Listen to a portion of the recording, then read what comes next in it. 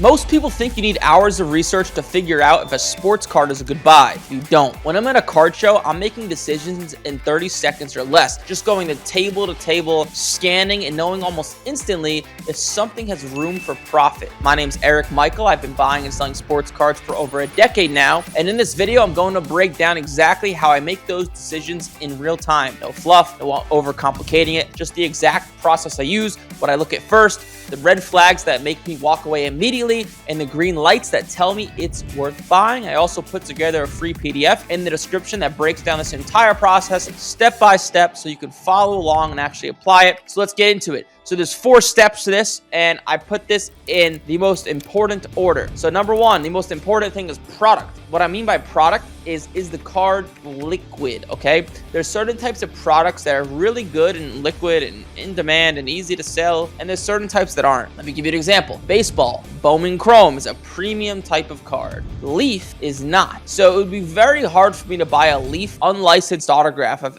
any baseball player unless I got it disgustingly cheap, which would probably never happen because it is so hard to sell. First and foremost, if you can't, people always come to me and say, hey, Eric, I can't sell these things. Probably just bought stuff that nobody wants. So the first thing is buying the right types of products. Football, a good example is Prism and Optic, and now Topps has a license or getting the license, so Topps Chrome. You have basketball, Topps Chrome, and other certain types of Topps products, but Topps Chrome would be the best one. The biggest thing to take away from this number 1 product is just don't buy unlicensed stuff. Buying unlicensed products, which is something like Leaf, for example, they're not easy to sell. That's number 1. Number 2, the second thing I look at, this is pretty basic, is price. If it's 80% or less, and it's the right product, there's a very high chance I will buy it. There are cards littered all over the place at card shows. They're really cheap because what happens a lot in sports cards is someone will get hot. Let me give you an example of a card I bought a few weeks ago. Malik Willis got hot. He signed with the Dolphins. His cards went up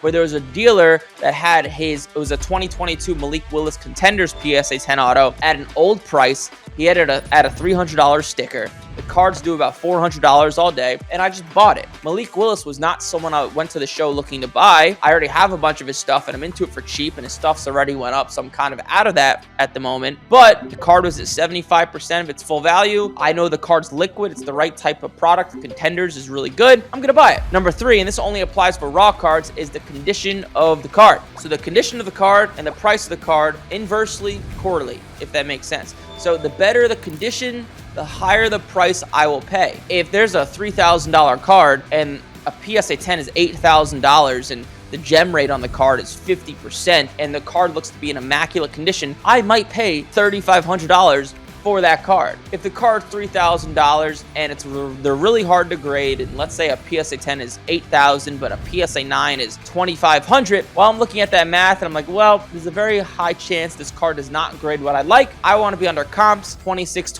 $2,700 is what I might offer. And that's why sometimes when you might look at my content, you might think, hey, this guy's a lowballer. But I'm doing the math in my head and calculating what is the risk versus return on this card. And you might see me on some cards, I'll pay through the moon. Then other cards, people will comment I'm a cheap lowballer because I'll offer cheap because it's just not something I want at the moment, or I just don't see the risk versus the reward. I don't see it matching up. And number 4, the timing also goes along with the price, because the better the timing, the better the price I'm going to pay. Let me explain. Timing the market. So you always want to be buying things while they're in the off season and while they're low. When football season ended in January, Jaden Daniels stuff was really low, and his Silver Prism PSA 10 was about $650 when the season ended. I would pay at that time $650 for that card, and I did buy a few of them. Now that card has risen to about $800. So because I bought a few of them and the market's going up and it's not the best time, it's still a good time but not the best time to buy his cards in my opinion. Because of that, I'm gonna be at probably about 90%, depending on the timing of the market and the timing of the player and where he's at in his volatility or